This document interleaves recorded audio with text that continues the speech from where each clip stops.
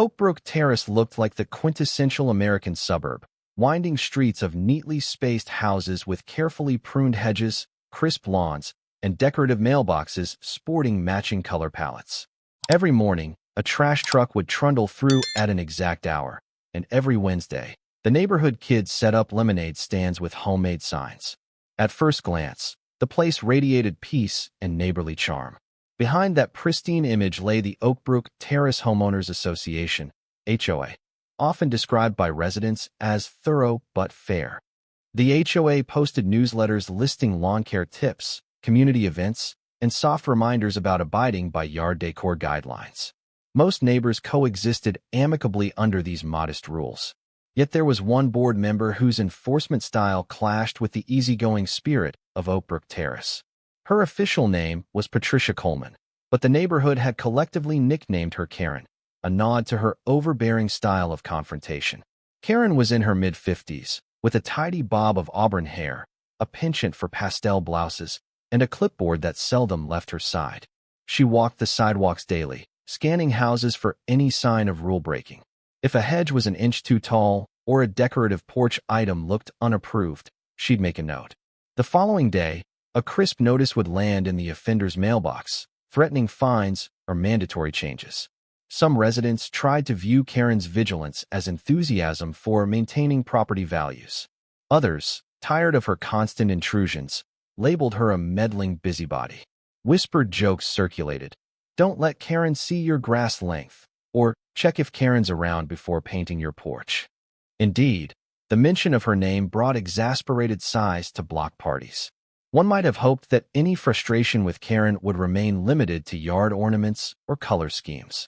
But all that changed the day a visiting nurse came to Oakbrook Terrace, heading to the home of an elderly resident. In a confrontation that grew shockingly personal, Karen's obsession with order clashed violently with a compassionate healthcare worker just trying to do her job. The resulting fiasco would prove that Karen's harassment wasn't limited to horticultural infractions. It could target even the fundamental well-being of a vulnerable neighbor. Taylor Morgan was a 29-year-old nurse specializing in at-home care for seniors, patients recovering from surgeries, and those needing regular checkups outside of hospital settings. With gentle eyes and a steady demeanor, she had a knack for calming anxious patients while skillfully managing everything from dressing wounds to running basic diagnostic tests. She drove a small hatchback filled with medical supplies, bandages, blood pressure cuffs, portable oxygen monitors, and a folding clipboard for patient notes. Her role took her to various neighborhoods, some more welcoming than others. Oakbrook Terrace was rumored to be an upscale place, but no one had warned Taylor about the temperamental HOA environment. She simply received an assignment from her healthcare agency.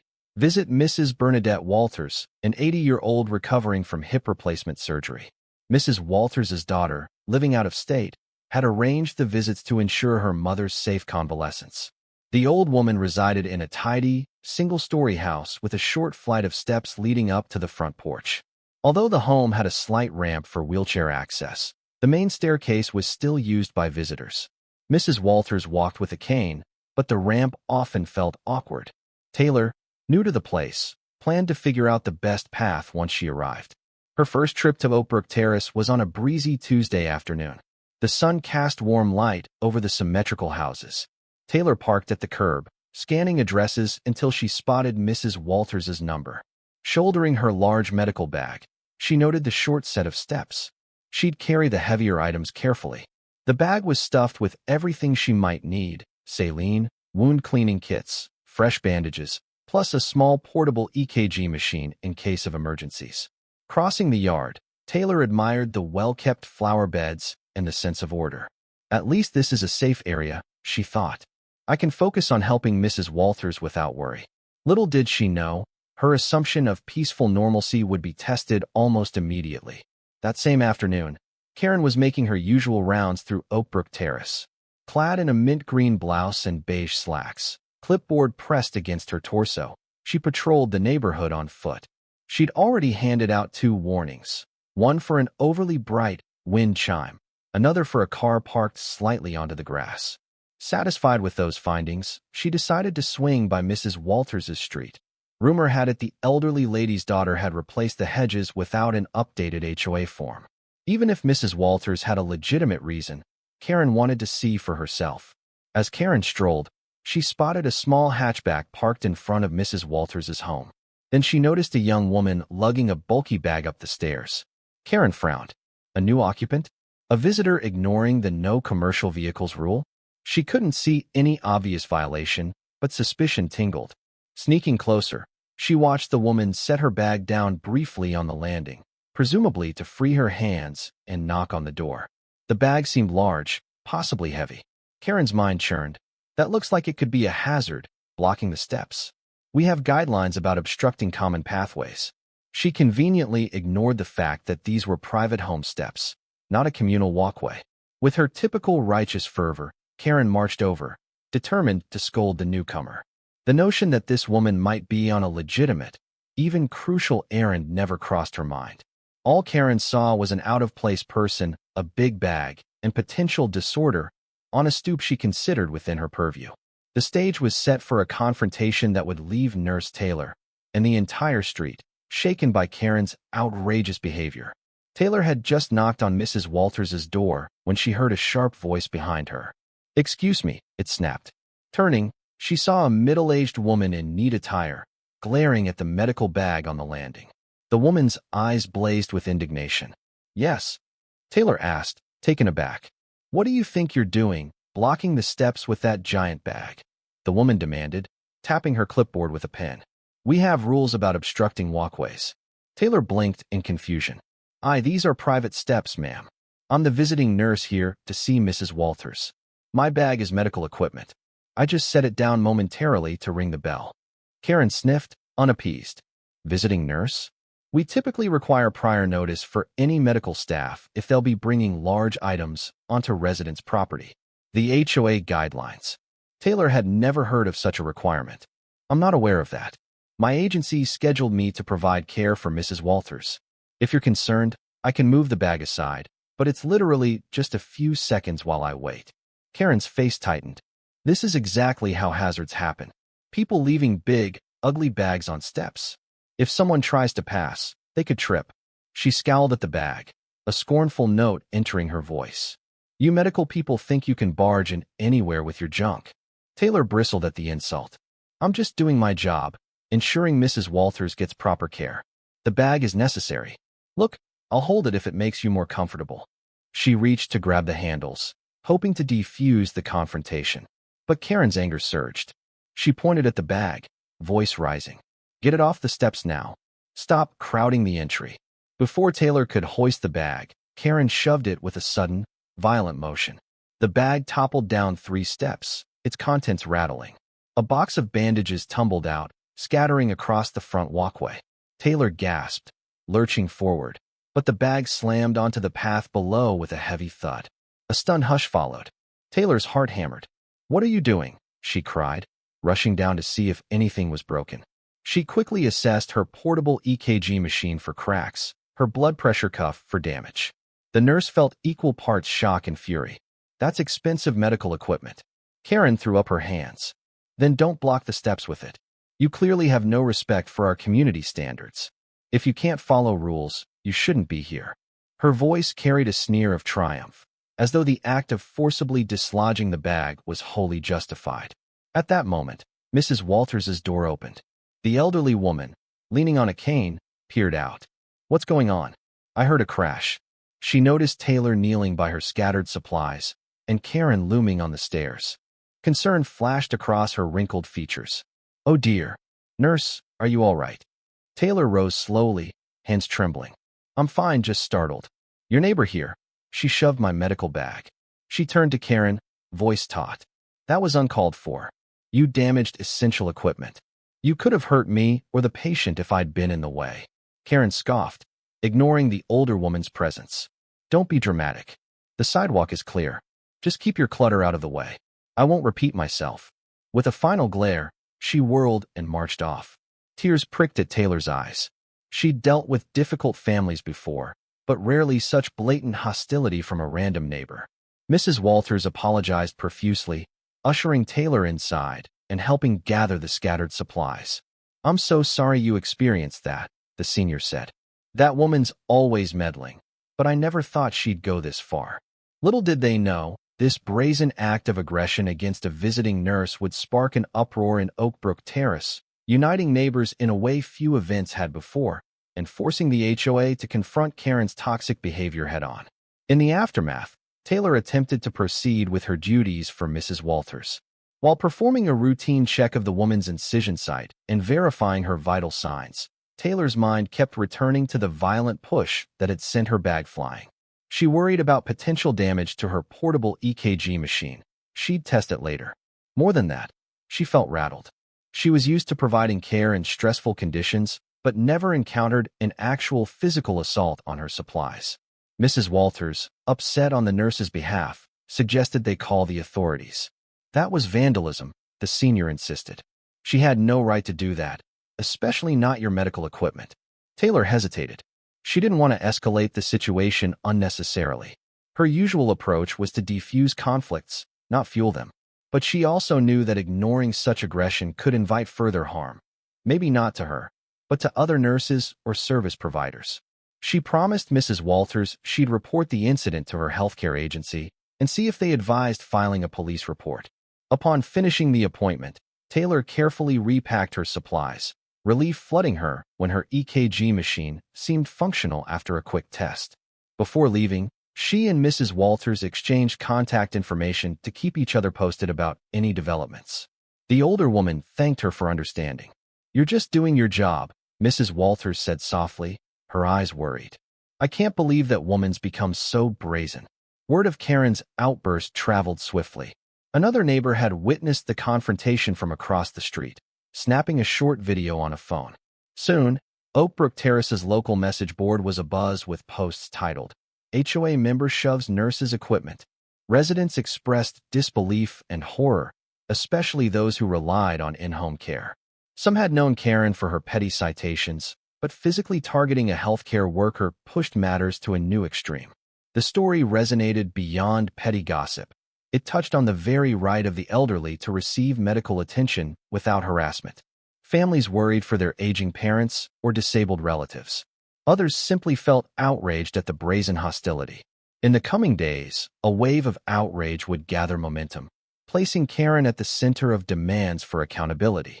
And in the background, the HOA, long tolerant of Karen's heavy-handed ways, would face mounting pressure to rein her in before she caused irreparable harm to Oakbrook Terrace's community spirit. That evening, Taylor returned home, still reeling from the day's events. She called her healthcare agency supervisor to explain what happened, how a neighbor in Oakbrook Terrace had shoved her bag off the stairs, damaging some supplies and leaving her feeling threatened. The supervisor, Ms. Powell, was alarmed. "We haven't had an incident like this in a while," she said. "Your safety is a priority. We can't allow our nurses to be bullied." Ms. Powell offered to file a formal complaint with the local precinct, referencing Taylor's statement about potential assault or vandalism. Taylor agreed to provide the details. If the EKG machine needed replacement, the agency would handle the insurance claim. But Ms. Powell also worried about future visits to Mrs. Walters. "She still needs care," she noted. "If you don't feel safe, we might reassign another nurse with a partner, or we can request an escort from local authorities." Taylor appreciated the agency's concern but didn't want to abandon Mrs. Walters. "I'll keep seeing her," she resolved. "She's recovering and is comfortable with me. I won't let one neighbor's aggression stop me from doing my job.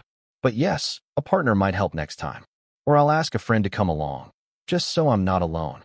Meanwhile, Ms. Powell recommended that Taylor speak to Mrs. Walters' family, so they understood the severity of the situation. If the harassment continued, they might consider legal action against the neighbor or even request a protective order. Taylor exhaled, exhausted by the notion of a legal battle, but recognizing it might be necessary. She also confided in a colleague, Nurse Jada, who had experience with difficult home environments. "I had a client's neighbor who yelled about parking once, but never physical aggression," Jada said. "Don't let this slide. If you do, she might escalate next time. Document everything." Later, Taylor found herself scrolling through her phone, seeing the viral post in the Oakbrook Terrace Community Forum. Strangers were expressing support, condemning Karen's actions. A few people urged her to come forward with details, offering to help with any local HOA complaints. The outpouring reminded Taylor she wasn't alone. This conflict had struck a chord with many. She typed a brief comment confirming she was the nurse in question, thanking them for their concern. The response was overwhelming, with countless messages of solidarity. It gave Taylor hope that standing up to Karen was both necessary and possible. The following morning, an informal gathering formed outside Mrs. Walters' home. It started when two neighbors decided to check on the elderly woman after reading about the confrontation, wanting to ensure she felt safe. Then others arrived, some carrying baked goods or small gifts for Mrs. Walters and Nurse Taylor. Word spread that Taylor would be stopping by for another appointment that afternoon. Soon, nearly a dozen neighbors were chatting around Mrs. Walters' front yard, strategizing ways to support the nurse and shield her from Karen's harassment. Mrs. Walters, touched by the show of support, invited them onto her porch. A few used the ramp, respecting her limited mobility. She apologized for not offering tea. Her hip surgery made standing in the kitchen painful. That was when Ms. Grant, a longtime friend, insisted on making tea herself, ushering the older woman back into her chair. A sense of communal warmth pervaded the group, the feeling that they could collectively uphold decency where official rules had failed. One neighbor, a retired police officer named Jim Holland, suggested that if Karen tried to interfere again, they could record the incident and remind her that forcibly removing or damaging someone's property is illegal. It's not just an HOA matter, he pointed out. It's assault on personal items, potentially endangering a professional at work. Another neighbor mentioned contacting the local news if the HOA didn't address the issue. Public exposure often prodded associations into action. Let's also petition the HOA board, Ms. Grant said. Ask for a specific rule that protects visiting healthcare workers from harassment. If Karen claims she's upholding rules, maybe we need a rule that ensures medical staff can do their jobs unimpeded. Heads nodded in agreement.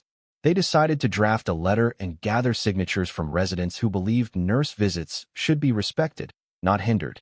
By early afternoon, the crowd waited to welcome Nurse Taylor, wanting her to see she wasn't walking into a hostile environment. When Taylor arrived, accompanied by a co-worker from her agency for moral support, she was startled and then deeply moved by the group. "Oh my goodness," she murmured, stepping out of her car to greet them. "You're all here for me?" "Not just for you," Ms. Grant replied with a warm smile. "For Mrs. Walters and for anyone who needs medical help here. We won't let one person's toxic behavior overshadow our whole community." Taylor felt tears well in her eyes. In the swirl of tension, she never expected such compassion. This collective stand would prove crucial in the coming battle at the next HOA meeting, where Karen's actions would be laid bare. But for now, the nurse exhaled a wave of relief, confident she had allies in Oakbrook Terrace. A few days later, the Oakbrook Terrace HOA prepared for its monthly meeting, always held on the last Tuesday evening at the neighborhood community center. Usually, attendance was sparse, just a handful of residents discussing landscaping budgets or new paint color approvals. This time, rumors suggested a big turnout.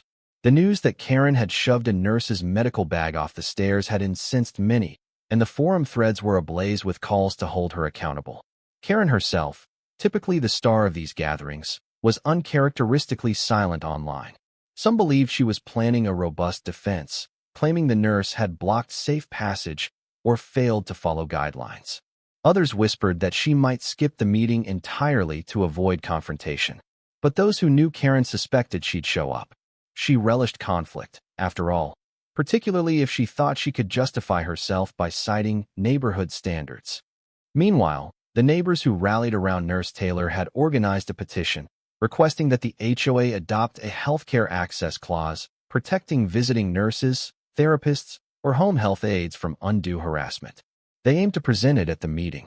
Additionally, they wanted the board to formally censure Karen for her aggression, a step rarely taken in Oakbrook Terrace but warranted by the severity of her conduct.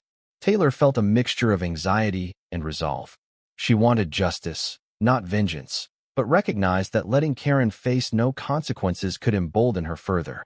Mrs. Walters also planned to attend in her wheelchair, a statement that this incident had real consequences for seniors reliant on outside help. That morning, Taylor carefully laid out the timeline of events, listing the damage done to her supplies, the statements from bystanders, and her own account of feeling threatened. Her healthcare agency also had a representative, Ms. Powell, who would speak. "We can't let an HOA board member sabotage medical care," Ms. Powell said. "Your safety, and the safety of your patient, comes first."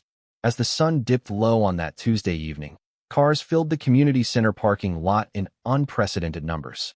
A hush of anticipation settled over the large meeting room, usually half empty, but now packed to standing room only. The board members filed in, exchanging nervous glances. At the far right sat Karen, arms folded across her pastel blouse, eyes scanning the crowd with a guarded expression. She clutched her ever-present clipboard, as though it might shield her from the tide of anger swirling around the hall. What would follow would be a dramatic showdown, one that tested whether Oakbrook Terrace would uphold neighborly decency or allow Karen's tyranny to continue unchecked.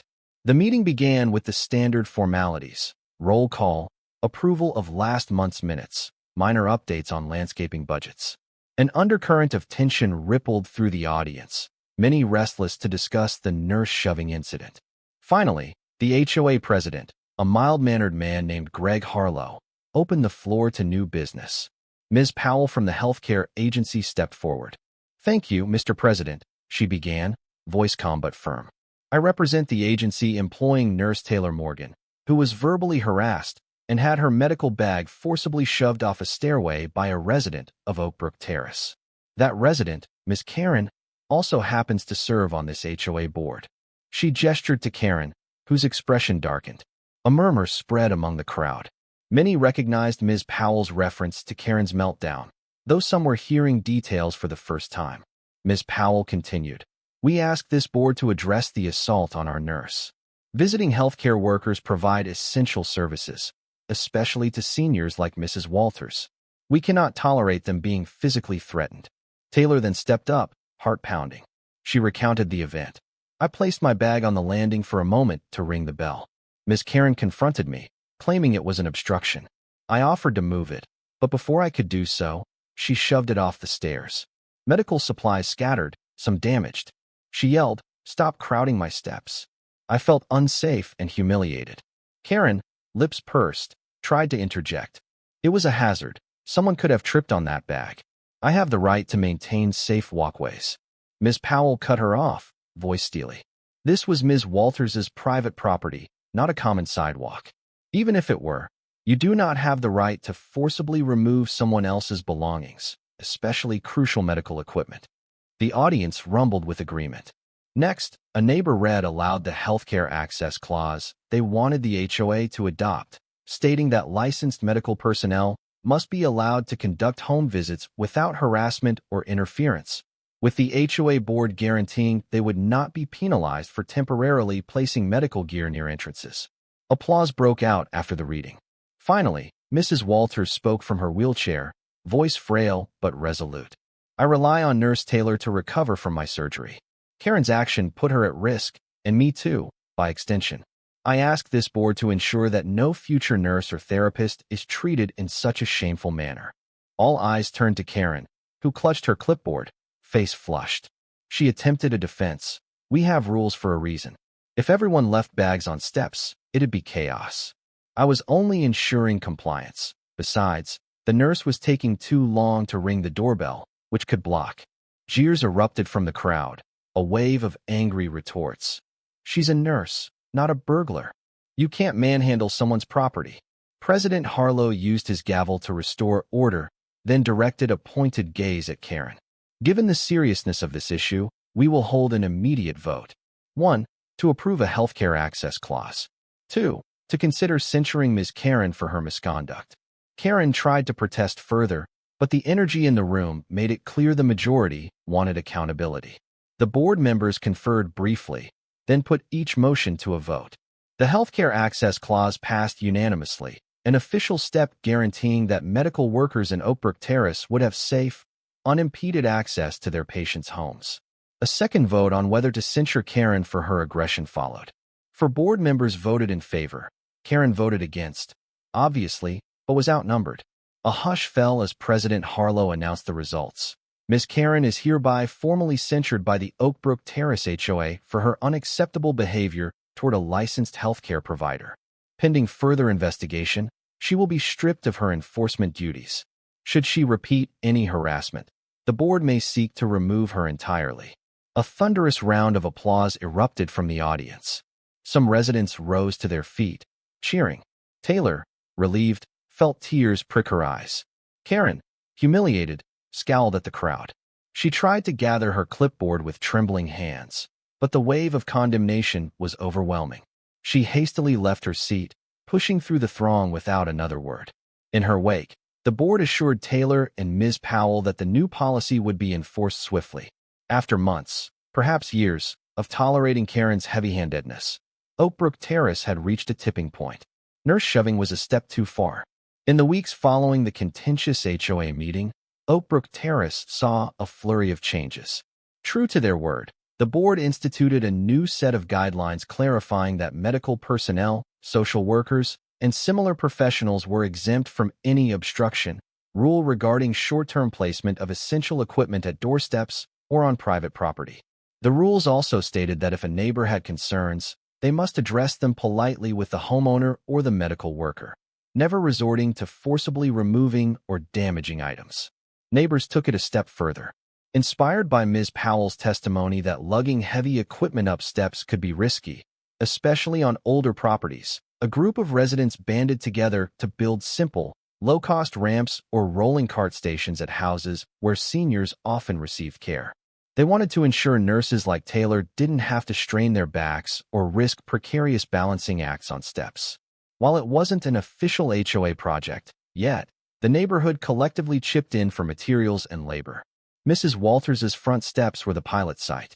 Within a week, volunteers installed a small, foldable ramp wide enough for a rolling cart. They also affixed a handrail extension for safer grip. When Taylor arrived for her next visit, she was astonished to find the transformation. "You folks did all this?" she asked, touched by the generosity. The neighbors grinned, proud to have turned a negative incident into something beneficial. Similar modifications popped up at other homes. Some had a portion of the step rails lowered so a cart could be hoisted easily. Others created equipment landings, effectively small shelves near the door where a nurse could rest gear securely without blocking entry. The sense of communal engagement soared. People recognized that ensuring safe medical visits wasn't just a courtesy. It protected the dignity and health of Oakbrook Terrace's elderly or immobile residents. Karen, forced into a subdued role by her censure, had no official capacity to object. The new rules passed with widespread support. If she tried any more stunts, like sabotaging a nurse's gear, she risked immediate HOA discipline or even legal consequences. Rumor had it she was furious about losing her enforcement privileges. Some reported seeing her glare from behind her window curtains whenever Taylor parked at Mrs. Walters's home. But with the entire neighborhood united against further aggression, Karen's glowering presence held little sway. To Taylor, the outcome was surreal. What began as a terrifying assault on her equipment ended with a wave of empathy and practical improvements. She no longer dreaded her visits. On the contrary, she found them heartwarming. Mrs. Walters progressed well, gaining strength in her hip, buoyed by the knowledge that the nurse assigned to her was protected from harassment. And Taylor carried the hope that if she encountered a similarly tough situation in another neighborhood, she'd remember how Oakbrook Terrace came together for her. As Oakbrook Terrace moved forward, Karen's once intimidating presence dwindled.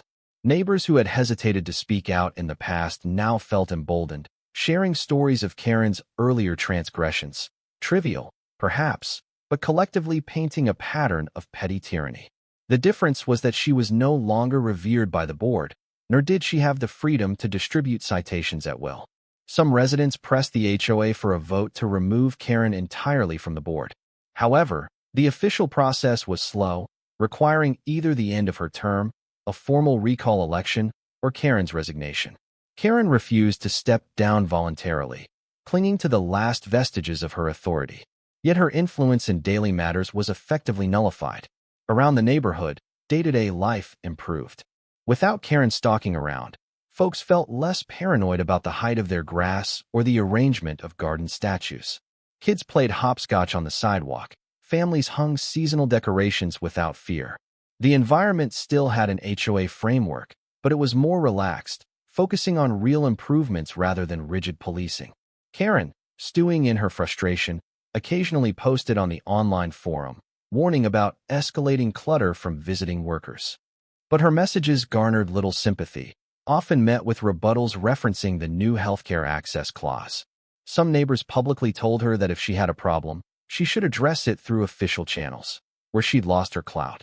Others simply ignored her. Over time, her hostility began to seem almost pitiable. Someone who had pinned her self-worth on enforcing trifling rules, now stripped of the power to do so. The final blow to her reputation came when a local journalist, hearing about the nurse-shoving controversy, wrote a short piece for a regional paper about HOAs and the potential for abuse of power.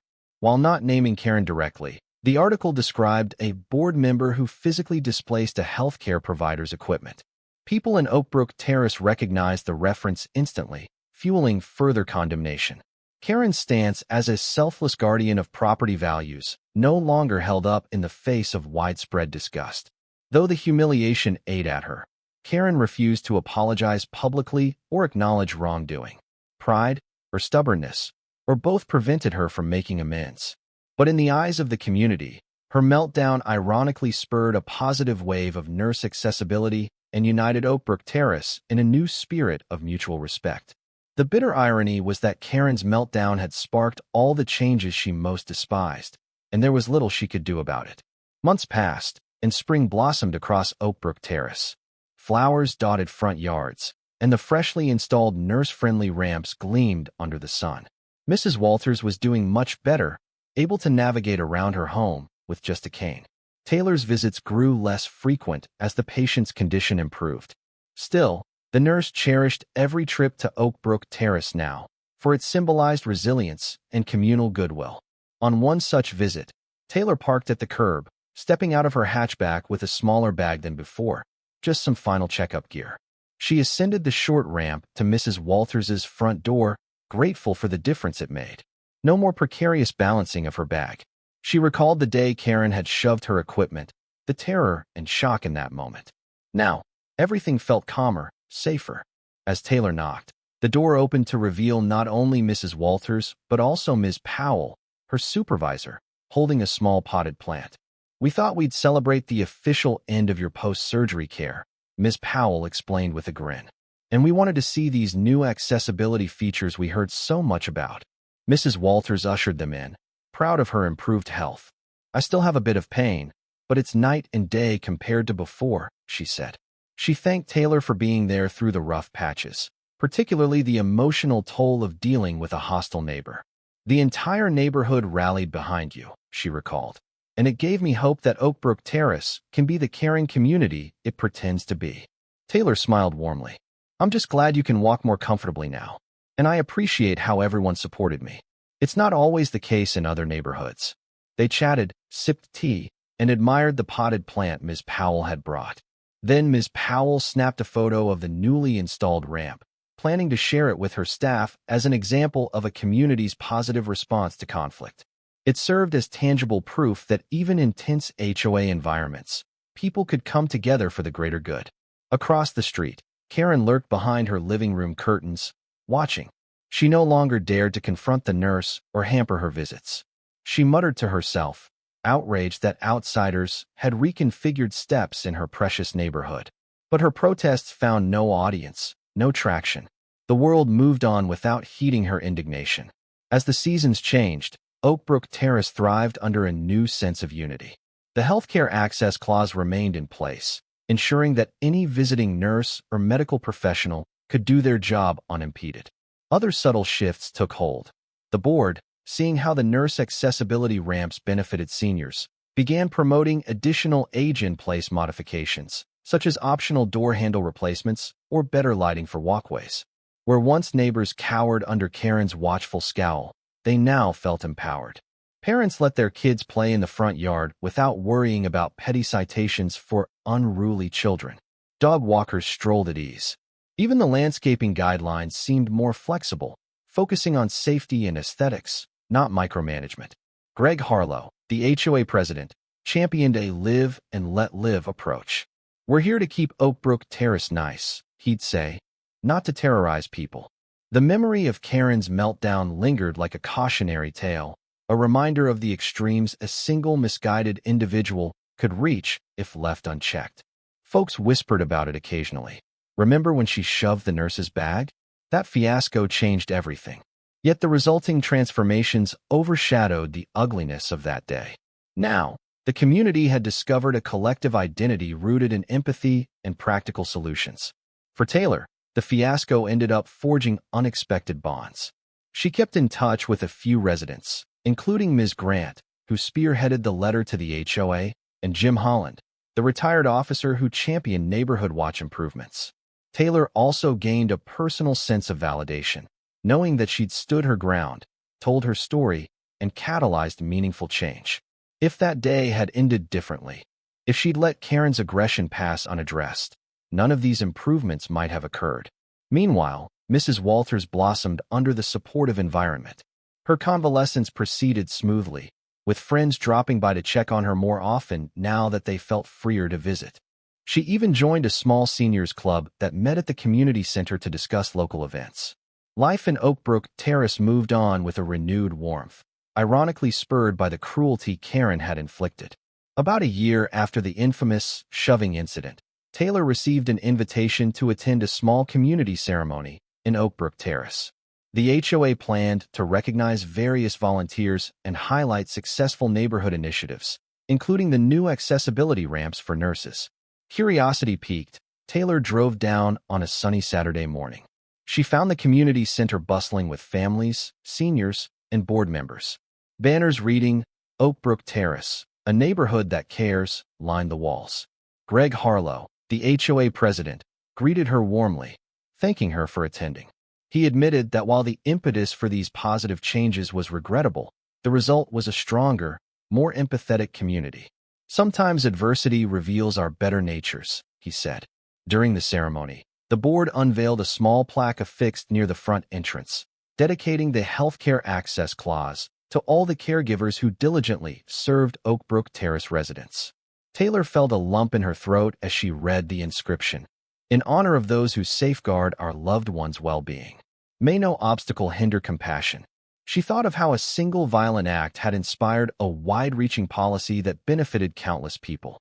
Afterward, she wandered around, chatting with neighbors who recognized her. Mrs. Walters, seated on a cushioned chair, waved her over, beaming with pride. "Look how far we've come," the older woman said, patting her cane. "I owe you so much, dear. You stood up for yourself and for me. And this entire neighborhood realized we're better when we respect each other's needs." Taylor smiled, still humbled by the gratitude. "I only did what felt right. If anything, it was all of you who insisted on making permanent changes." She gazed around at the once intimidating community center. Now it felt friendly, almost like a second home. She recalled the day she'd walked in fearful, unsure if the board would dismiss her story. Instead, Oakbrook Terrace had embraced it, turning an ugly moment into a rallying cause. Karen's absence was notable. Rumors said she'd quietly resigned from the board months prior, after persistent pressure and loss of authority. Some whispered she might sell her house. Others said she simply stayed indoors, too embarrassed to face the neighbors she once lorded over. If she was still living in Oakbrook Terrace, she was a ghostly presence at best, overshadowed by the community's newfound spirit. Eventually, Taylor left the ceremony, carrying a small certificate the board had given her, a token of appreciation for her role in shaping Oakbrook Terrace's healthcare-friendly policies. She drove away with a sense of closure. The broken supplies and the jolt of fear that day were painful memories, but they'd birthed a legacy of inclusive progress. In a place once overshadowed by one woman's reign of petty terror, the seeds of empathy and collaboration had taken root.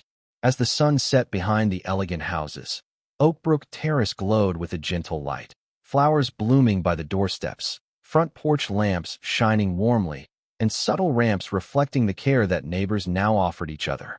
Karen's meltdown had ironically become a catalyst for something she had never intended, a neighborhood that truly safeguarded its residents' well-being and championed the essential workers who supported them. And in that quiet legacy, Nurse Taylor could find peace, knowing her efforts were not just about healing patients, but, in some small way, healing an entire community's soul.